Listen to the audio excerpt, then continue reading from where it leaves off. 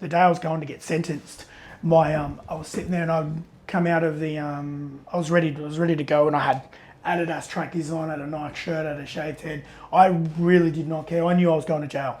And then I'd come out, and as I'd come out, Dad had seen me, and I was dressed in like this. So what? Let's go. Going to court, and he just gone bang.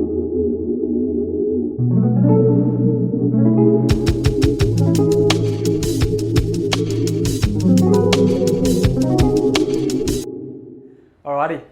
G'day, welcome back to another episode of A Lot to Talk About. Of course, it is your boy, the captain of the ship, the man in charge, Bradley J. Driver. You can call me Brad. It's a pleasure to be here because we've been teeing this one up for a little while. This guy I have had the pleasure of getting to know over the course of a few years around the Wollongong area. He's a boy that, man, he loves the gong just as much as I do. He lives that lifestyle, and he's got an incredible story, a story that I connected with and really resonated with, not because our stories are similar, but there are similar notes of adversity, overcoming it, building character, and getting the best out of tough situations. And that's what I absolutely love to see. It inspires the hell out of me. And it's my absolute pleasure to introduce to you and share conversation with today the man that is the myth, the legend. Ladies and gentlemen, it is the one, the only, Mr. James Storer. How are you, brother? Good, thank you. It's an absolute pleasure to have you here. It's a cool intro. Thanks, brother. Pleasure. It's so good to have you here because, you know, we connected first, we knew of each other and would see each other around town. But it was after I had a very good friend of yours, Aloni Vinakithi, on the podcast, and he and I spoke, and then sort of after that, I'd gone, oh, far out. Lonnie's mates with James, and we started to connect and bumped into each other down the beach, I remember, and you're always down there on your board with your Frenchie. Yeah, that little punish. Little punishment, aren't they? Yeah. They love to test you, but you love them. Yep. So I want to talk today about your story. You've got an unbelievable story from the beginning to where you are now, which is far from the end. There's so much good that's still going to happen.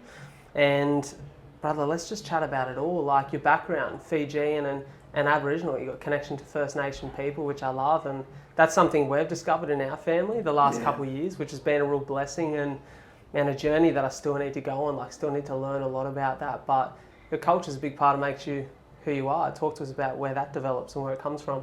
My father, he's Fijian.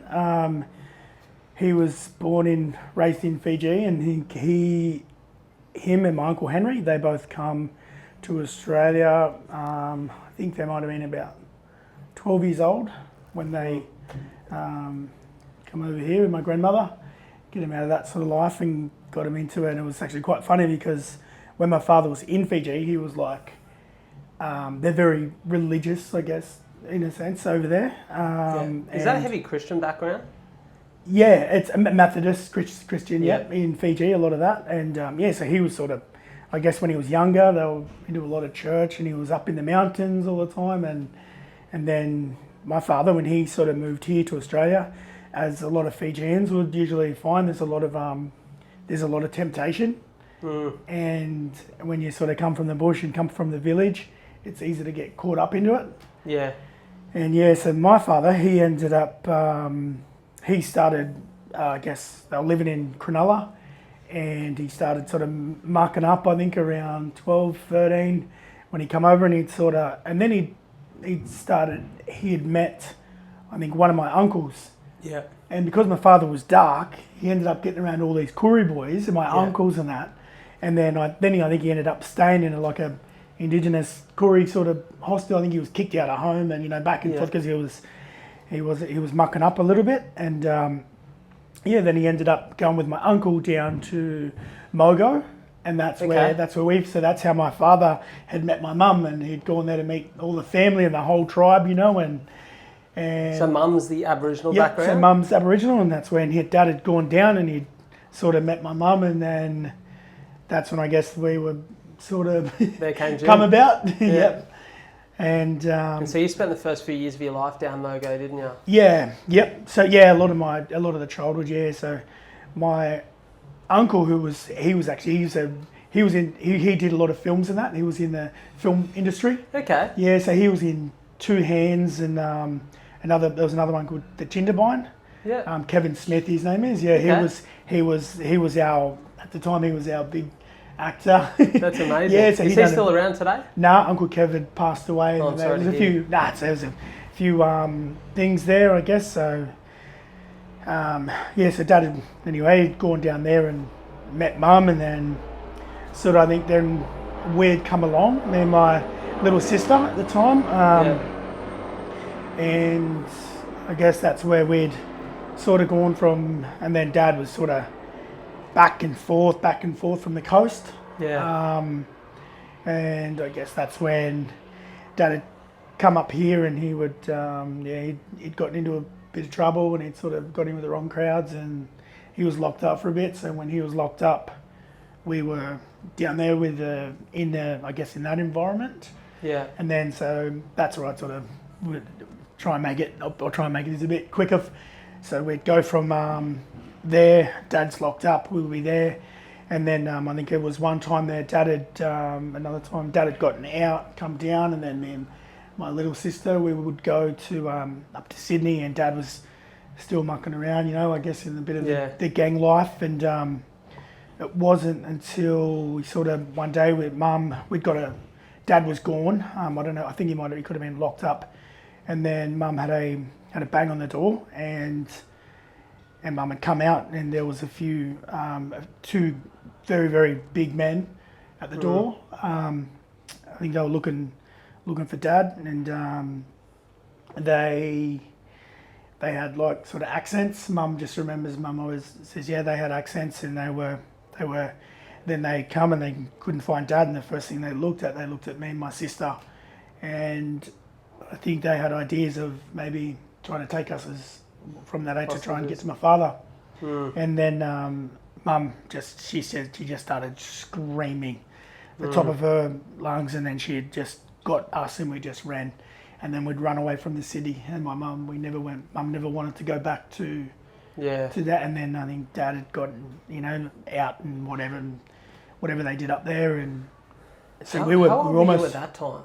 So I think Mum said, I think we would have been about maybe 4 or 5 years old. Far out. Yeah, so we were almost kidnapped at a real young age. Yeah, so then we've gone from there, and then we've gone back, and then I think, and then back to it. The trouble with down home, with all living in that Indigenous side, it's you grow up with, I guess, with the alcohol, and that's when I guess I don't know.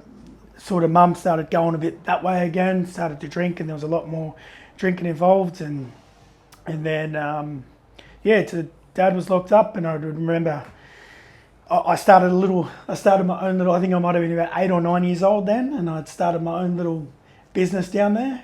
Yeah, wow. Yeah, so I was diving in all the golf courses down there, getting all golf balls, and I had a little thing running myself, and then it's pretty funny. It's kind of a little bit crazy, I guess, because sort of at that young age to have a bit of an understanding of, like, to go out and to try and get money, to try and to get bread and milk, like builds character. It's like and I think when I used to do this, and I had all the golf balls, and then I used to have boils all over my legs because I was always in the dams, getting the golf balls, so I had infections all the time, and so then I'd get my little golf balls and go home, clean them up, and then I had all these old fellas around the town that I'd walk around and sell my golf balls, and any of the money I'd get would go down, and I used to go down and buy bread, buy milk, and then there was a butcher shop. I'd go to a butcher, and the old butcher there, he knew who Dad was, and he was mates with Dad, so he would be like, I don't even know how much I was giving him at the time, but he would always give us, he'd just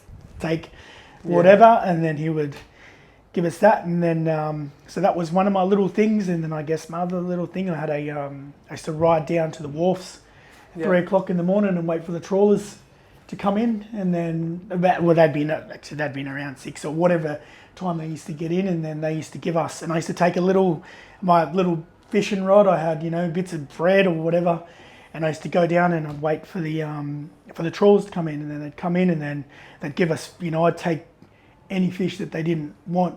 Yeah. So then I used to get the fish, and then I'd go home and I'd tell Mum, that I'd caught this deep sea fish. I didn't catch none of it. I was just waiting for the. I think. Oh well, I guess some of the other uncles would have known. Like, because I guess living they can in see that that these community, fish yeah. is like deep sea. This isn't at the jetty where I was Yeah. where I was riding my bike to, you know. So I'd had so I'd had these little bits of I had fish in that I'd come home and I feel, you know, like some of my, like I guess the uncles and that, I feel that some of them used to look at me because I was a young man at a really young age trying to provide for my little sister. Like, and when the parties were on, mate, I'd grab my sister and drag her in my room. Like, I would not let any of these drunks around us, you know, while the parties were going on at home. You become And the protector and I was the becoming provider. protector at a very young age, and which was a blessing. When I look at it now, it's like, man, I think it's a good thing, I guess. Like, not have like to grow up and have that sort of thing, and not to just worry about that. That was my thing. Was my little sister. I wanted to make sure she was right.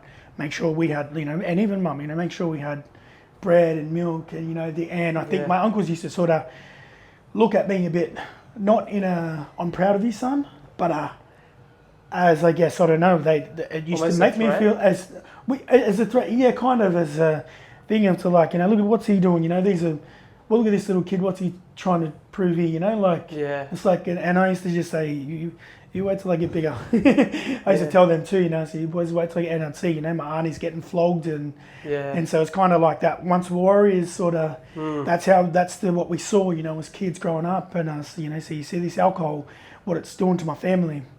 And then I remember we wanted to get away from the alcohol, me and my sister, and I remember, so where we lived right up in Catalina. So Bateman's Bay was Catalina, people know that. It's sort of up near where the golf course was. We're right up the back. And the phone booth was right down where McDonald's is, where the footy field was. Yeah. And I remember I had and by this time, so Dad had gotten out now, Dad's out, and I had Dad's phone number. And I remember Dad, and I'd gone down and I'd scratched his phone number into the phone box because I couldn't, so I could remember it. I scratched the phone number into the phone box, so I always had his number at that phone box. And I had my little like golf ball of money, and I was just waiting, biding my time, because we'd go holidays and that, and go with Dad, and then come back, and then I used to, like, I couldn't wait to see Dad, you know, like I just wanted to get away from the alcohol, and I just wanted to be with Dad. Yeah. And which was catch-22, because when you're with Dad, it's like, mate, it's a different life. It's not alcohol, but it's a different side we saw, as opposed to the gangster life and the fighting. There was a bit of, you know, there was some stuff going on there, and that was. But me and my sister would rather be with my father, because we knew there was no drugs. We knew that, you know, there's always good food, and, you know, like all that, but not taken away from my mum. My mum was awesome, and then I remember one time we had I just waited for them to be. I'd waited for a night, because there was like a bit of a thing where we were almost taken to go through the system. So it was like, and then they said, no, all right. There was a thing where they said, all right, no, you're not allowed to drink anymore on the school nights. And then I was sweating, and I knew I was waiting, and I had a little bit of change in that. And then, bang, the first night that they had, not the first time, but it's one of the main times when there was a party at home. I jumped out my window, got on my little pushy, and I rode kilometres to this phone box, and I called Dad, and I said, Dad, please, like, ring the police, tell them to come home, because they're not allowed to drink. Yeah. And then when I rode home, and then by the time I got home, man, I beat the police home. Yeah. I beat them home. I got back through the window into my bedroom, and then they had come and saw, and then made notes. I said, and then I said to Sis, we're going to go with Dad now. Yeah. But it still took a little bit, but. So you seen that as your opportunity to go, we need to do something here, or we're going to get caught in that system. Yep, and that's where it was like, we were already in that system. Yeah. But it was like, we just wanted to go with Dad, you know. You know what I love hearing this, the thing that comes to the front of my mind every time, and we've spoken about it before, is when you're in that environment, you either are crippled by it and you become it because that feels like the only option, or you find a way out and you find a way away from it. And I think to go through what you've gone through and to be exposed to that, but then to go, no, you know, I'm going to be the man for my sister. Like, I'm going to be her protector, I'm going to be her provider, and to rise above it. Like, I think that's so admirable, and I don't think you even appreciate how admirable that is and how much courage and how much hard work that takes from your end, brother. So I think you should be really proud of that. Thanks, but yeah, it's like it's sink or swim. Yeah. And it's sort of, and and I'll be honest, the only things I ever had, the things that I've got sort of held on to, and the things that I looked forward to were letters coming from prison. So when I used to get off the school bus and you'd see our place at the top of the street, and you knew there was a party going on, me and my sister would race. I don't know if kids would think while they're running home, there's a big party there. We'd race to the letterbox because we wanted to read my dad's letter. Yeah. That's why we're running to our home, was to get to these letters. And if they were there, they were there. If they weren't, then it was... That was a little bit of hope. Man, it was like, but we'll get letters. And that's when I remember one of the letters that said that I got. And these are like hardened, proper criminals back in that. This is when, so Dad and that, their era was like the Nettie Smith days. I don't know if you know these fellas. The Nettie Smith, these were like the proper... They were hardened. These were criminals that were back in the days. And it's weird because they were a bit more... Not the criminals these days, they were bloody breaking the houses. These blokes were either bank robbers or what, they were hardened boys. And they had said, hey son, like, and in a lot of the letters I'd get from Uncle Ray Johnson, he was another hardened fella, and he said, hey son, like, make sure, I want you to be a leader. Don't be a follower. Don't end up in here with us. And I'd get all these positive things that I would sink and I would swallow and hold and say, all right, when I get older, I'm not going to be like these fellas. And I tell my uncles, and I say, you wait till I get older. I'm not going to be like you. So I'm not going to hit my partner. Like these blokes here, they're bashamanis, and mum got chucked around, not by dad, never by my father, but by, by the uncles and that, and stepdads and whatnot. You'd see that sort of stuff. And there's nothing worse. You wake up in the morning and just, you see just the place destroyed, or, and these sorts of things. And it's like, I would swallow that and say, you know what, man, so this is like fire that I'd started to build. And then this is more, and then, so I was like, all right, I want to get, and then I would write Dad a letter. In my letters, my replies to my father, I said, Dad, there's this little footy downtown. It's a Steed. Remember the Steeden footies? Yeah. Little yellow Steeden footy in the window. I said, Dad, please, Dad, can you get me this footy? I really want this footy, please, because I want to play footy now. And it never ended up coming. The ball never ended up coming. I ended up getting one a lot later, but it didn't end up coming when I wanted the ball. And I'd said to Dad, later on in life, it's like, man, I never ever. My footy was a Moselle cast. That was we had a heap of them. Yeah. The Moselle cast. That's what we used to kick around. And then I ended up getting one footy, but then that ended up on the roof somewhere. So then so I ended up with these things. And so later on in life, same thing. I said, you know what, man, Mum and my dad, I never got that footy as a kid, and I couldn't be more grateful than to not receive that ball. Because if I received a footy back then, I would have been a different person. But I didn't get it. So it's like, you know what? I can't love you enough for making me come out and like to arise, as you're saying, like, it's like, all right, you're not going to give me the footy? All right, no one's going to take me to training? Thank you. Like it was like, this is a blessing. These are blessings in disguises that I've always been so grateful for, to not have a footy, to grow up and see that side of the alcohol. I've got this, you got that side there that's got all the alcohol and all the dramas and that. I'm so blessed for that. Thank you very much. This is why, as we know, bro, you've never drank, and that's what I love about yours, and I've never tasted alcohol. And so, you know what, I have grown up there, said, no, never had that. And then grow up in this gang life, and it's like, oh, I don't want to be this, and I don't want to be this. So my father, when he gets out of prison, and I make that phone call, we move to Marrickville, and we live in this little, this room that we had a double bed. It was probably the same size as this, and it's when the prisoners get out, that's where they were going and live. And like a halfway house. It was a halfway house, yeah. And there was a double bed, and we sleep on the floor.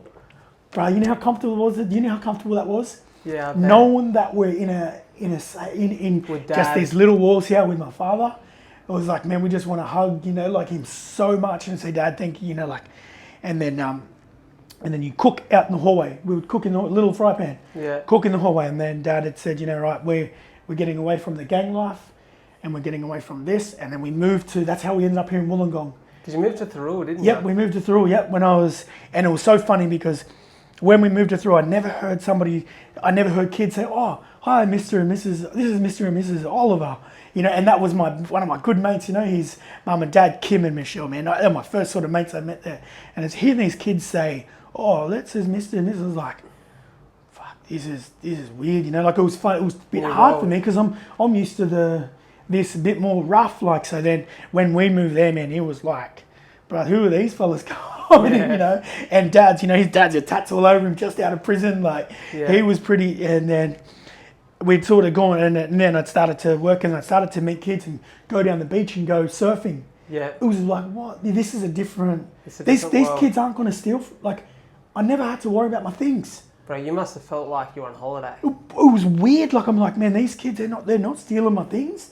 Like, I can literally leave something here, and you're not going to like steal it. Or and it's like, man. But this is where I'm saying, man, I'm so grateful to have that. And have that because I know, like, to have this, it's called, I guess, streetwise. Grow up streetwise. Kids that grow up streetwise, mate, they're sitting on a gold mine because they understand now. It's like, bro, you're going to understand more than a kid. So a kid that hasn't grown up with that thing, they're going to lose something important. It's almost like it's a form of education. Because when you come, there's a guy that I love, Gary Vee, who talks about this concept a lot. When you come from struggle, you build character and resilience that allows you to go through life and face challenges. Because inevitably, it doesn't matter who you are, you will face some sort of struggle in your life. That's inevitable. Whether it be career, health, whether it be family, where you come from, what you're trying to achieve, you face struggle. It's a natural part of life if you have goals and you want to achieve something. When everything's been handed to you and the path has been paid for you and all you have to do is walk it, you get fucking blindsided when something comes and provides struggle because you don't know how to deal with it. There's no sense of character or resilience there. It's your first exposure.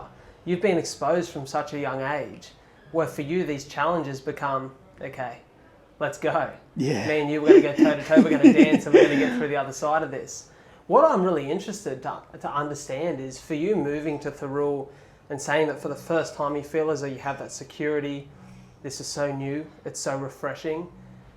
Is it really hard to almost remove that, remove that hardness of your personality because you've been in survival mode for so long where you've got to be the protector, you've got to be the provider. Everything is a risk. Everything is potentially looking to harm you, to take away from you, to challenge you. So to be in a situation where it's kind of like, well, I can just be a kid. Is that tough? Brother, it's such a blessing. Like, so all that, every single thing, right? Every single thing, it's like, and that's where it becomes a wall. So the drugs, that's one brick. Then every single thing, every single bit of adversity facing, it's like a brick to this wall, and this wall builds up, and it's like, all right. But then what happens is, I've noted, then it comes up, and it's like, all right, now I need to go. This is when I'd started using this energy wrong, and I started getting in a lot of trouble. So living in Thurul, then I started, man, you learn this, like, such a great thing, but I don't realise how much fire I have in here from everything that I've seen as a kid. It's still there, but it's like, I've got a different, like, wow, man, this is cool, but I don't really, it's like, all right. So then I started getting in a lot of trouble, and then I was fighting all the time, like, I was fighting men at an age of a child, like, I think it was that, like, I got kicked out of school. I got kicked out of school in year 8 or 9 it was. Yeah. And that was because the old mate someone was being racist to my sister. Anybody that would get they don't understand that that's my protective. I've always been the protector of my sister. So if anybody had said anything to her or anything, it's not like, oh, don't worry about it. I would just attack without question. So then I had a fight with this guy, and I got kicked out of school, and so from year 8 or 9 it was, and then I get booted out of school, not allowed to go to. They pretty much wouldn't let me in any school around New South Wales. Like, I had to go to another, because it wasn't a good result there. But then I ended up going from there to TAFE, and then I lasted 2 weeks in TAFE, and then I ended up bashing someone in TAFE, and then I'd gotten somebody that had indecently done something to a female, a young girl, And so it's this protected thing that it's that part of who you are. It's and part of your DNA. I couldn't hold it back. So I knew that something that old mate did something to this girl, and so then old mate, he was a lot older, and he'd done something indecent to this girl, and there was a bit of thing there. So I didn't last too long in TAFE. It was 2 weeks, and then I ended up catching old mate at the train station. Somehow the doors got locked at the train station, and we were the only two in there. And then anyway, that ended up coming out, and then I got in a bit of trouble for that. And then it come out, and then ended up then the biggest thing, I think, me and my little, as I said, I've spoken before openly about it, and I'm sort of my little brother, he at the time he might have been 2 or something, Jack, and I think I was 16. And then we'd end up walking along, and these blokes drove past in a car, and they're throwing a water bomb out the window, hit him in the head. My old man's waiting across the road, and as I said, my old man, because he's from that old school, right? You know, and he's like, get the fuck in the car now. So then we ended up bloody chasing after these people, and then it was just a fight that went bad. It went bad, and it's come back and bit me later on. But at the same time, I think all these things that have happened, I think everything happens for a reason. And so I ended up getting in a lot of trouble for that. They were looking at, they're trying to say, well, they're trying to do me for attempt. Oh, wow. Yeah, it was pretty serious. And it ended up going from another court, and then it was the day I was going to get sentenced. I was sitting there, and I'd come out of the, I was ready to go, and I had Adidas trackies on, had a Nike shirt, had a shaved head. I really did not care. I knew I was going to jail. And then I'd come out, and as I'd come out, Dad had seen me, and I was dressed in like this. So what? Let's go. Going to court, and he just gone bang. And then I was like, I had a busted eye, and I was like busted eye, busted nose, and I was like on the ground like crying. I was like, what the heck? He said, he said, go in there and you put my suit on. He gave me this old cardboard bloody suit, but it did not fit. It was down to here. As this old cardboard suit. But the thing is, but it was his old suit, like this grey, looked like, honestly, but it was carpet. And then I was the first kid there on the thing for my sentencing. I was the first kid there. It was 100 degrees. My dad wouldn't even let me take the jacket off. I was sweating, and I was like sitting there, like, you be respectful, like that's where I was talking about the old school, you know, the old school mentality of like, and that's how it was. He said, mate, you're going here. You need to dress properly. Yeah. We're going to go here, you're going to do this, and then we're going there, and I sat, and then before I'd walked into the courthouse, there was another kid just about getting sentenced. So I had to go to Port Kembla Children's Court, and this Judge McRoberts, he was demon. He was like, any Koori kids, but like, I guess any kid's mucking up, but yeah, gone. And you then, just felt you knew you were gone. If you had him, you were gone. And then I knew I was going up. I did the wrong thing. I beat up a couple of fellas here, and then old mate didn't end up so well. And then so then I go to the courthouse, and then my turn come. I was the last case to be heard. I think mine was the most severe out of all these kids. And the minute I open the door, go to walk in, there's another Indigenous fella there screaming at the judge, and he's saying, "You white this, you white that, how dare you sentence my son?" And I was like, thinking, this is just my luck, you know, like this is my luck. Like, the old father got removed from the courthouse, and then Roberts, his head was bright red. He's just enraged. He didn't even want to hear my story. He didn't want to see any of my references. I had a lot of good references, like character references. I think we had a flood at the time in Thurul. That's when the big floods come through. Yeah. And even though I was a naughty kid. So would this have been about 98? Yeah, when those floods were on. Yeah. Yep. So when those floods were on, I had to run down there and help shovel any of the neighbours' like go and help any of the neighbours. And that's Dad, you know, you get down there and you help all those, even though I might have been a naughty kid, I still had the same thing. If I saw an old lady at the bottom of the stairs and she had a suitcase, if I didn't carry that suitcase up the top of that stairs, my old man, you know, Dad will. And even though I'm a naughty kid, I'm like, no, please, can I have to carry the stuff, like, you know. So that's how it kind of was. But yeah, so I had references from when those floods were on. So I'd run around, you know, to help all these, and I wasn't helping. I wasn't helping to get references. Like, that was my thing. Like I said, mate, I'm young. I can. But here's the thing, brother. And you say you're a naughty kid, but you're a kid who, because of your circumstances and the human being you had to become, all of your energy went to being a protector and a provider for your sister.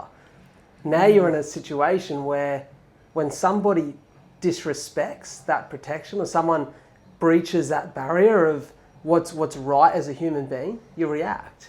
And to be honest, I know it's the wrong thing to do because it gets you in trouble, but it's the natural instinct when that's the DNA that's been ingrained in you and created within you. So you're doing it out of the act of protecting, the act of decency. It's in the face of indecency. You know what I mean? Like you're being the hero of the situation, which doesn't end well for you because of the nature of those circumstances and times, but it's part of what's made you who you are. It's part of who you had to be to survive. Yeah. So what happens? So you actually get sentenced for 2 years, don't you? Yeah. So I got sentenced for 2 years, and then the judge, he didn't want to hear nothing. And literally I was locked up, and then the lady who I had representing us, man, she had chased old mate down the road and fought with him and said, you can't, the judge wanted nothing to do with it and just went bang, 2 years jail. And then then I get locked up, and then the lady goes and she fights for me and it's like, mate, you can't do this. And then I end up getting out, and then then the court case went on for a few years, but after that moment, that was a very, very big change because 16, I was at the stage of just about to get into the 20 squad for the Dragons.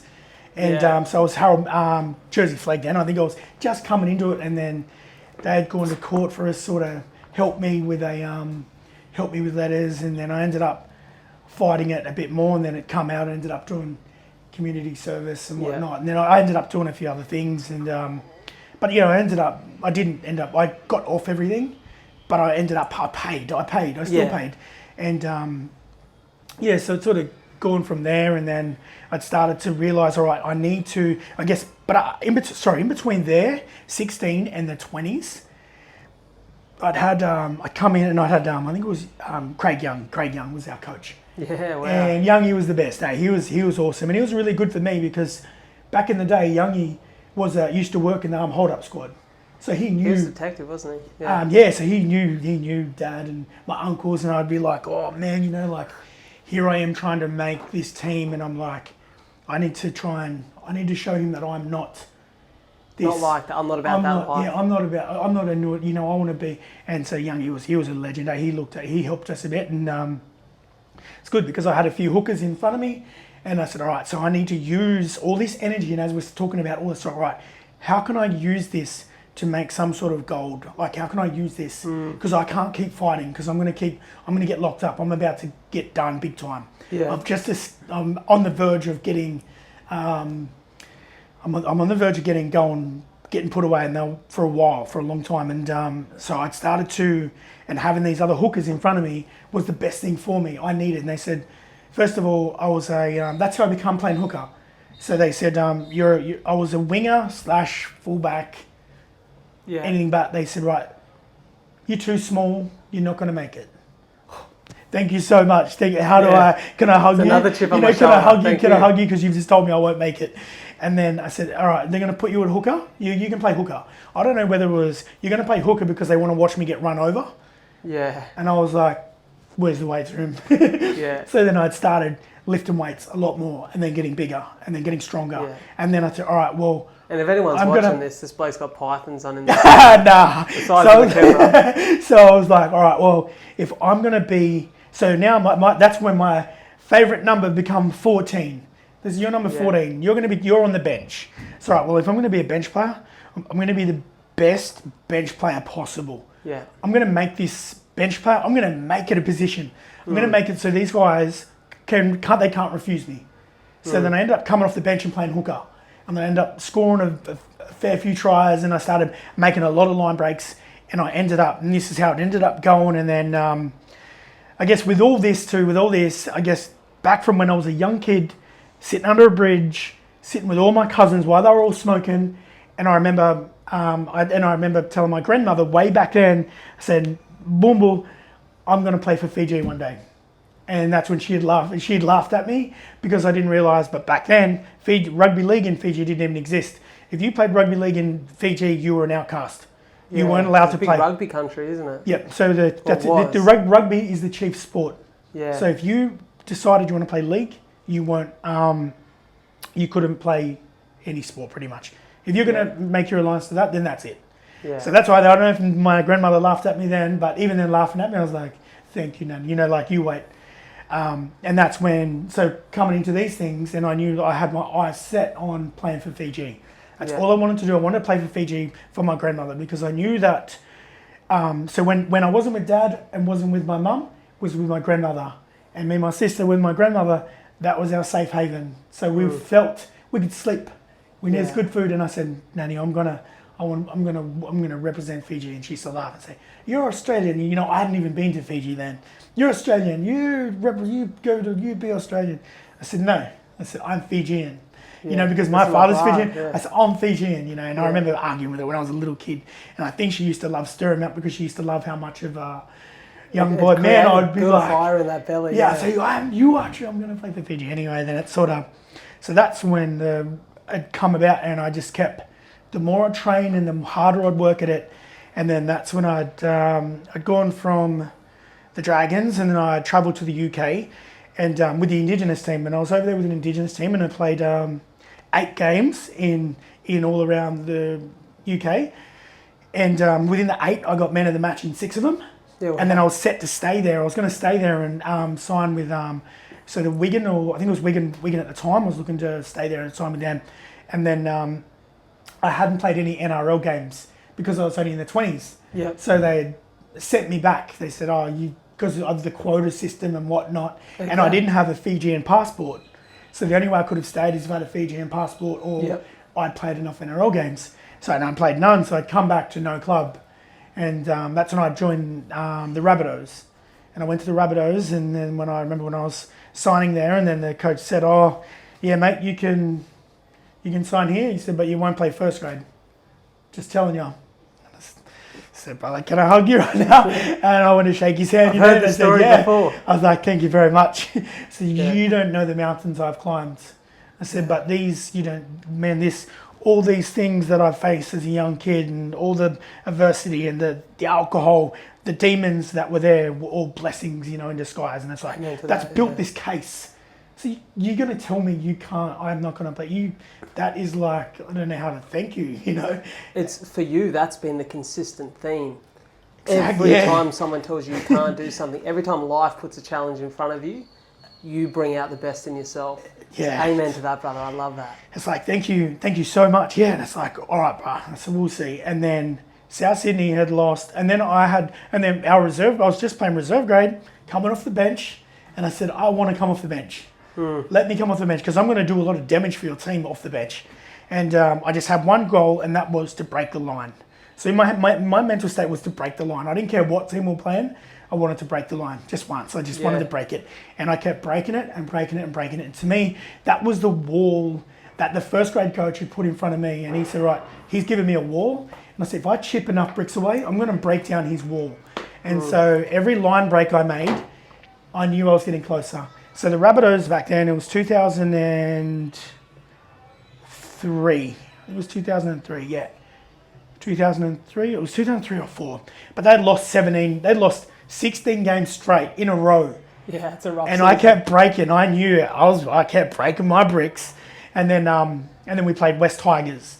And then the coach had no choice. You got to play. They give me a start. They give me a go at first grade. You're going to play NRL. And when they said you're making your NRL debut on the weekend, I didn't ring nobody. I didn't ring mum. I didn't ring dad and say, "Oh, hey, guess what? I'm playing first grade." It's like I didn't ring no one. I said, "You know what? I want other people to tell them about what had happened on the weekend. I wanted other people to ring them and say, hey, your son made his debut on the weekend." And that's, but I think they were already watching, at the time. But I didn't say nothing. I played first grade, and they won. We won that night. We beat West Tigers by 2 points. How good does that feel? And I look at things, and it's like the whole, I didn't score the winning try. I did what I had to do, but it was the whole thing of coming from there to just keep chipping away, not giving up, and then to breaking that line, and then I ended up going from there to the Eels, and then from the Eels to to end up playing for Fiji. And then when I went on and played for Fiji, now my grandmother, and she's the best. She's so funny. If she was to take you, bro, if she was to take you, she'll walk you through her house, and there's a big hallway. The lounge room's right there, but she will take you the long way past all her jerseys that I've got. I got framed on the wall because she'll want you to look at, and she'll literally walk all her friends around to come in, and and for me that's like that was every bit of sweat and everything. It's that's kind of was worth it, that she makes that's. You know what, brother? One thing for me that's been a consistent theme in my life for the last 2-3 years is this idea of purpose fuels progress. When you've got something to work towards, you'll be surprised what you can overcome. And I think for you to have that purpose of, I'm going to represent Fiji for my family, I'm going to show what's possible from where I've come from, the opportunities that weren't handed to me, I worked for, and I'm going to get there and I'm going to have that moment where I put on that Fijian jersey and I represent that country and I represent my people. And I think for you to have that purpose is what's made you the human being that you are, because you are so positive, uplifting. You're the sort of person that people want to be around. And when you leave a room or a conversation with you, you go, what can I do now? Where can I level up? Where can I go push myself to be a better version of myself? And because it is truly inspiring. I'm not saying that because you're in front of me. I've been saying all week to friends and family that you were coming on the show, and I was saying, I love chatting to this guy because I leave the conversation with a fire in my belly. And I think your story it's so powerful because of that. And you found purpose, you attached yourself to it, and progress followed. And bro, it's so nice to hear that you made it there. And you didn't just make it there to play for Fiji. You played in the World Cup. You're a World Cup player. That's the biggest stage. Yeah, it was. It's crazy, bro. Like even then, like, and as I've always said, bro, like when I first met you, bro, as I said, man, it's like I'll say it, and I'll say it 100 times over, bro. I'm a spoilt brat because I was blessed with an able body and every part that functions, and I was given this much. I was given 10% talent, but the 90% would come from all my uncles and my mum and my dad and my family.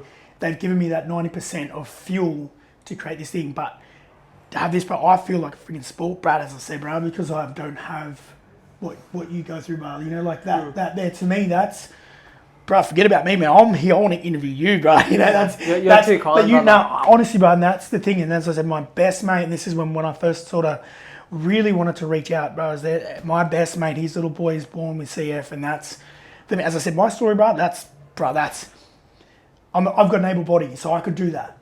I was blessed that I was given uncles that went like this, and I was given people that kept poking it and going, fail. And that's what made me go, but it's like, when you sort of grow up, bro, and you don't, from the start, bro, you didn't, it wasn't your choice, like you didn't have that, but your choices that you make now inspire me to go, holy shit, bro, as I said, bro, I want to be here interviewing you, going, cuz, tell me more what, like, your thing about what you've done. You don't only inspire me, but people that have able bodies need to realize that you do have an able body and say, fuck, I can actually make something with this able body, and they don't have a thing, they don't have excuses, like. Yeah, it's far too kind of you to say, brother, but like I said to you, and that means the world to me to hear that, but man, we all have our own challenges, and that's what really, I guess, what I want to drill from today to the people listening, to the people watching, is you're going to have your challenges in life. That's inevitable. You cannot escape it. It's part of being a human being. It's part of being a human being in today's society where challenges come from. Like, I sit, man, I've had a couple of my mates say to me, like, far out, man, how do you continue to bounce back from a lung bleed and go, I'm going to run a marathon in 2 weeks? And I'm like, yeah, but for me, I look and I go, man, Jim, like, I come from the easiest upbringing where just like food was always on the table, like that I didn't have to deal with the alcoholic stuff and the drinking. I didn't have to like receive a letter from my dad in prison. I didn't have that. And I look at you and I go, far out, the man that you've become in spite of it all, and the way that you've, like, that's so inspiring to me. So I guess the message that I want to get across is we all have our challenges. And I think what makes us great, I think what makes a great human being is the empathy to recognise someone else's strength for getting through theirs. Yeah, 100%, bro. The strength it requires to get through your challenge and make the most of life is unbelievable, man. And sitting here talking to you about it all and seeing the person that you've become. And I honestly, man, I'm not saying this because you're sitting in front of me. You're a genuinely great human being. I reckon you would struggle to find a single person who knows you here or comes across you that can't say good words about you. Oh, thanks, bro. That's sort of, it's, oh man, it's kind of, yeah, like even now when I look at things, and one thing I do have to mention, amen, my mum, like as I said, like I haven't able-bodied like that can do these things. Mum struggled with alcohol right up until my nephew Andrew, little Andrew, he was born. What is Andrew now? He's 14, I think now. The big shot he is. He's about 14, but so it's been about 14 or 15 years now. My mum, and this I've always said this, people, and I've had people say, "Oh man, I was blessed enough to go and do talks in like the Silverwater prison and Parkley and all the jails. I used to go in the jails and talk and do some talks in the jails about how I grew up and stuff. And it used to blow me because when I used to start talking about if I'm in the prisons and I'm talking to the boys about dad and about my uncles, all the old fellas, they're all like, "Oh, mate, you tell your old man to ring," and I used to get all these things, and it was mad doing those things to go in and talk to, I guess, some of the inmates, and the more doing that sort of stuff, I learn a lot about myself and that too. You learn about you learn these things, and it's like, wow, like it's so true about. Sorry, I'm just thinking where I was going with this with mum. So mum, she's gone. The demons. She was fighting other demons, and I guess that's being Indigenous and with the alcohol and that. It's a big part of our culture. You know what I mean? And it's sad. It's so sad, but. Mum, man, she had fought a harder demon that I could ever imagine, and that's been addicted to something, alcohol. Like that there is, and she overcome that when my little nephew was born. And my mum now, bro, my mum is, and this is what I've always said. And this is what, sorry, bro, that's where I was going with it. And the inmates, and they say, bro, like, don't you hate, like, because a lot of them say, "Oh, I'm in here," and they start blaming mum, start blaming dad, and start blaming this and start blaming that. I'm like, because you've got an able body, you know what I mean? Yeah. Don't talk to me. This is my brother here. Like, this is where it's like, that's where for me, I'm like, no, don't even talk. Shut up. You know what I mean? It's like, it's this. And so when people say to me, and I say, my biggest role models in my life are my mum and my dad. Yeah. And that's hands down. And I couldn't have found a better drinker, and I couldn't have found a better gangster, criminal, whatever you want to call it. Whatever the things we've faced, they were the best at it. So I couldn't have found better role models in that sense. And I've always said to Mum, I wouldn't have made it as far as I did if I didn't have somebody like you. And if I didn't have my dad. If I didn't have that, bro, I wouldn't have made it. I would have been a spoilt brat sitting there thinking, I've got an able body. Mate, what's wrong with you? You know what I mean? Yeah. And I wouldn't have got as far because I wouldn't have had the drive. I would have had a little bit of talent, but I wouldn't have had the drive. 10% talent, 90% drive. I would have had 10% talent and bloody nothing drive. I would have, it was been like, bro, like I would have had nothing. And so mum to go on and fight, and my mum now, she's been sober 15 years, bro. I'm pretty sure. I think it'll be 15 years. And mum works in the community now. She's been out in the Indigenous community, and she does a lot with all the elders and that. Where is she now? In Dapto. She's around Dapto. I reckon she would know my nan and pop for sure. 100%, bro. She would. Does she ever connect with... So, for I guess a little bit of context for everyone listening or watching, probably 5 years ago, we always had the suspicion that there was Indigenous heritage within our family. But Nan for the listeners, have you seen his dad? Yeah, he's 100%. I was like, I know the first time you met Dad, you guessed it straight away. Yeah. Well, my Nan and Pop, we armed them with an iPad probably 5-6 years ago, and Nan started to research, like as they do, they research family history, heritage. And we started to find all these things and started to trace it back. And then they got in contact with the land council locally, and they started connecting all these dots. And so Pop was recognised by the land council probably 3 years ago, maybe now, 3 years ago. And Pop sits in on all the meetings. They go to Auntie Jean's, like all the programs, and they go and just hang out and have picnics. And they've done all these amazing things with the older sort of Indigenous community, or the elders, and everyone calls them Uncle John and Auntie Jean. And they've got this beautiful community of people there. And I reckon they would know your mum for sure. Oh, 100%, bro. Because they love it, man. It's given them such a new lease on life to have. It's almost like that social connection. And for them to get to learn about our heritage, our history, which is a part of, so Pop's mother is where the connection comes from. And she grew up here, so we're being recognised as Darawal people. Yep. And then she went up north. She went up to sort of like North Queensland way, spent a few years up there. And then my Pop's father, he come over from Scotland.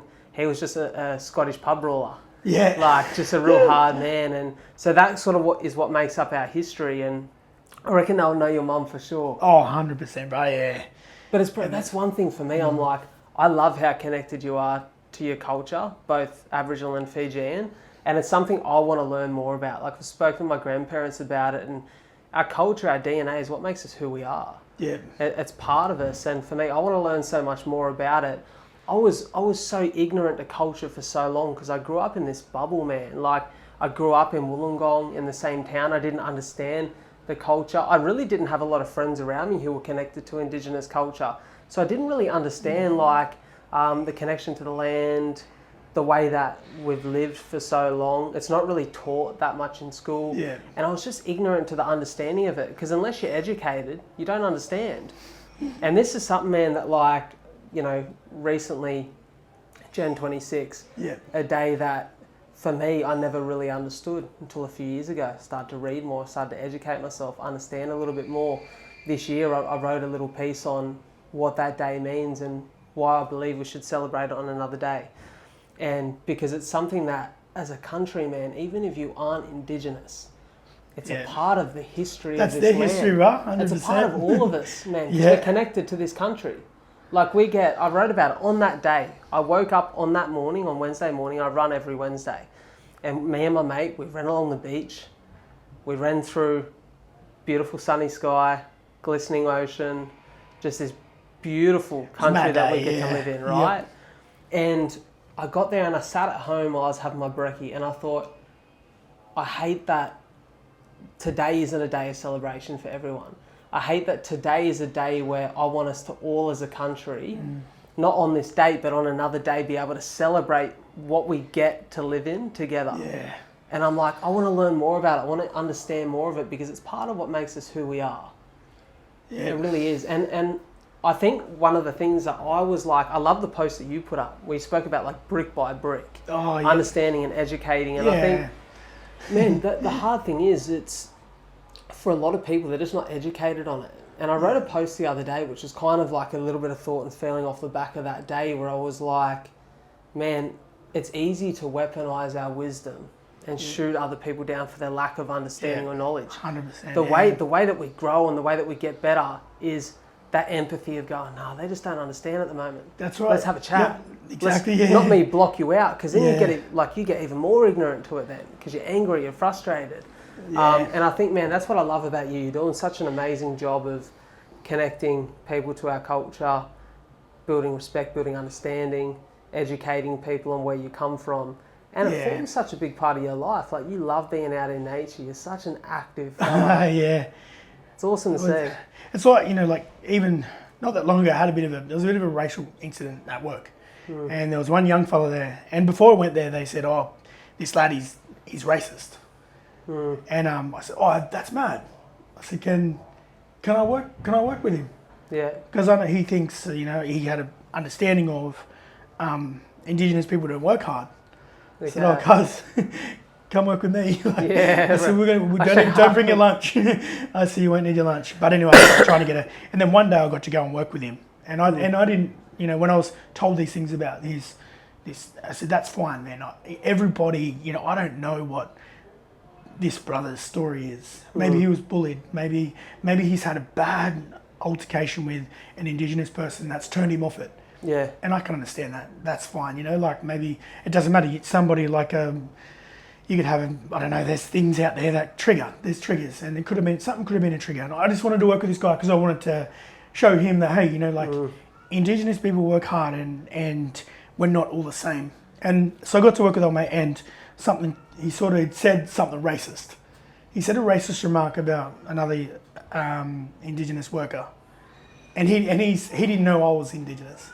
He said, and I said, oh man, I'm kind of glad you brought that up in front of all the boys. And I said, all right, we're going to stop now. And I said, it's not. I said, now, if this was me a few years ago, so if you go back to the start of this tape, if he was Indigenous, if he was being racist, it would have taken me no less than a second, and I would have destroyed this poor guy. Yeah. But only because I had no thing of it. I was just like, that was my thing of just, we'll talk later. Yeah. But for now, let's have a crack. You know, that was but now it's like, bro, that's fine, man. Like, hey, like, man, I'm glad you kind of brought it up. You know, like I didn't think it was true. And I said, but that's fine, man. I said, and we had the conversation. I said, like, what do you know? You know, have you had a bad experience? Like, talk to me about it, man. Like, I want to be a friend. I want to genuinely be a friend about this situation, you know, like I just want you to understand, you know. And we had a conversation and had some and he sort of shared a few things, but I think because I'd put him on the spot in front of boys, I didn't do it in a way to belittle him. Yeah. I just said, bro, this isn't just for you, man. And I said, you know, this is for these other people here too, because there was they were all white. There was only one other dark fellow. There was that other Koori fellow there, but he was fair, and he's good kid too. And he said, no, bro, I'm on, you know, like, he backed me. And which I didn't really care if he didn't, but he backed me. And I said, bro, like, this is not just for you, bro, this is for all you boys. Like, I just want you to understand, and we ended up having that conversation. So, outcome was, you know, like, it was, I think we'd still message, you know, now, when he'd be starting to, but it's good because it didn't have to come to any, but it was just the same thing, right? You know, just education. I said, and that's what it's about. It's just about education. That can change some person's 100%, bro. Or opinion. And, and man, that's the thing that I love about what you're doing. And so credit to you for that, because I think that's really admirable. I want to sort of talk about, you know, being Indigenous and even being from Fiji too, having that connection to that country. The Indigenous people and the Fijian people live very active lives. They're in the water. They understand the land. Man, you're huge on that. You love to get amongst it. You love to be in the water. Talk to me about where your passion for adventure began. My passion for adventure, for this adventure life and that, come from my probably my previous breakup. That's where it comes. Like, I've always had it as a kid. So, as a young kid, Dad had me in the water diving. Okay. Dad had me diving from a very young age.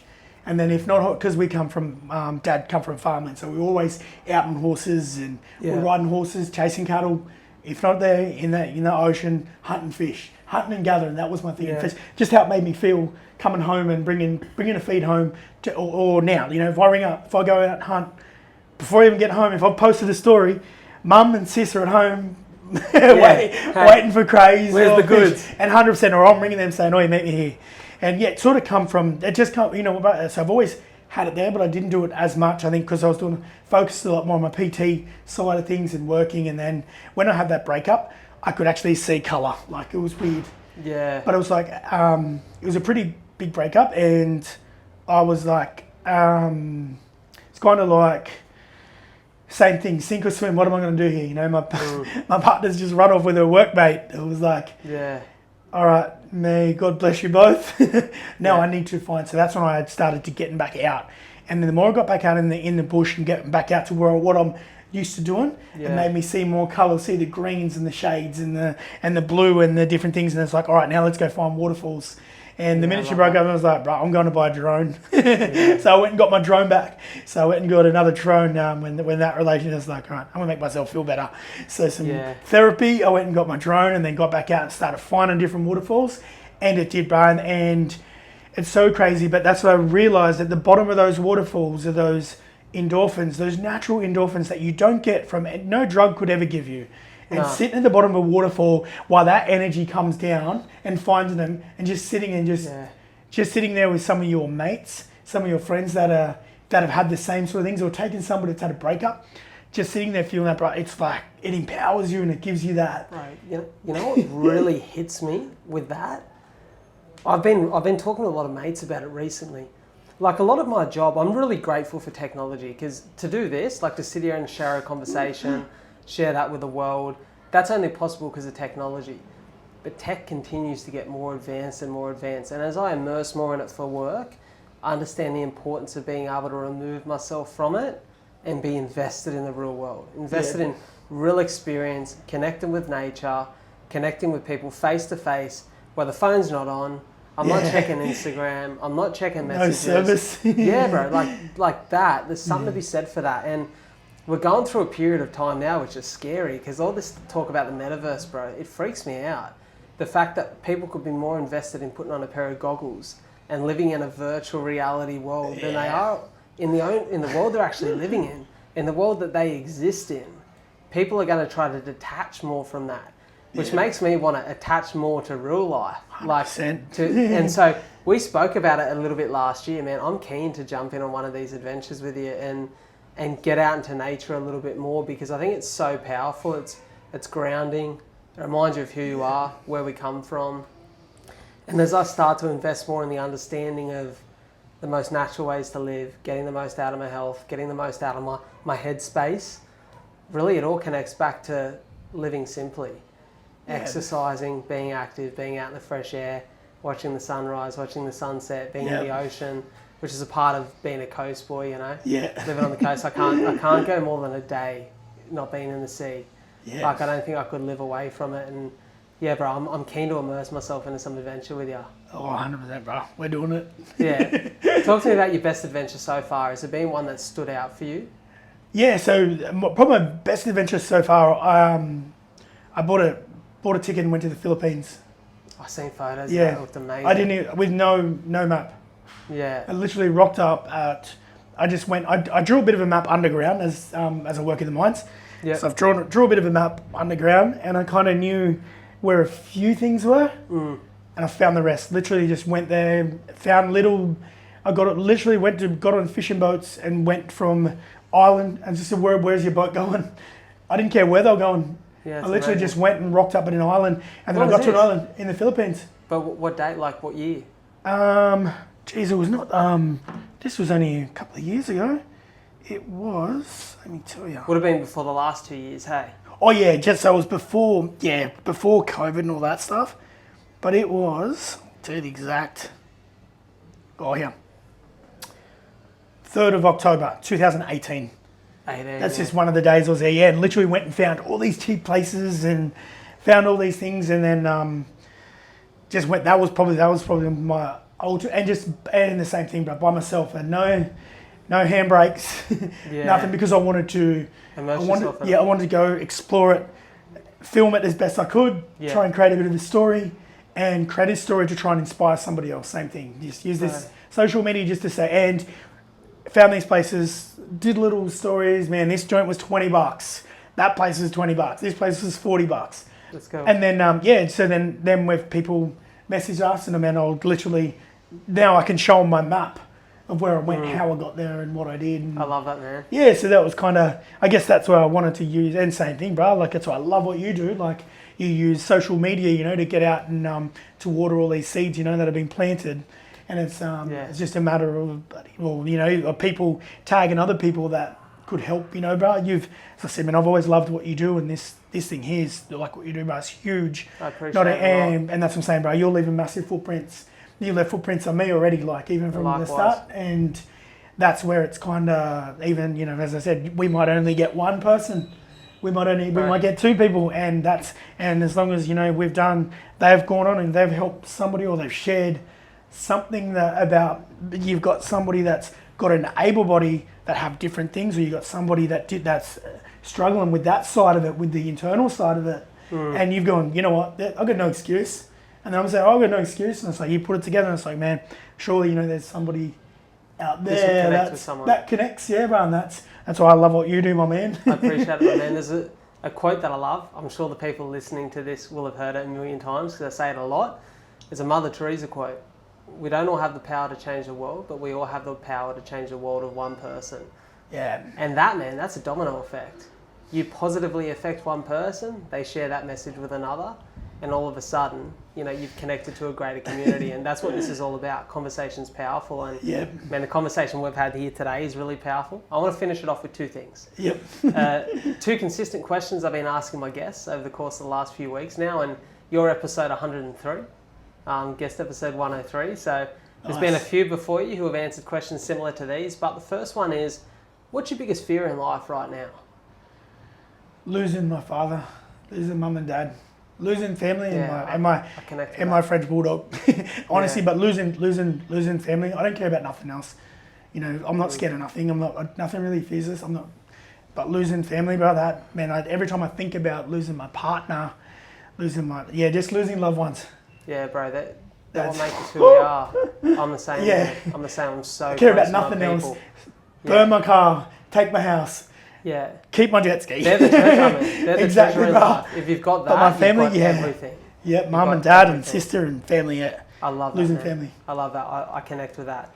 The second I want to ask you, final question, is less of a question. It's more of a challenge, I guess. I want you to set yourself a challenge here that you can be accountable, that you can look back to in years to come and go, did I stay on track with that? Did I achieve that? Or do I need to refine that path?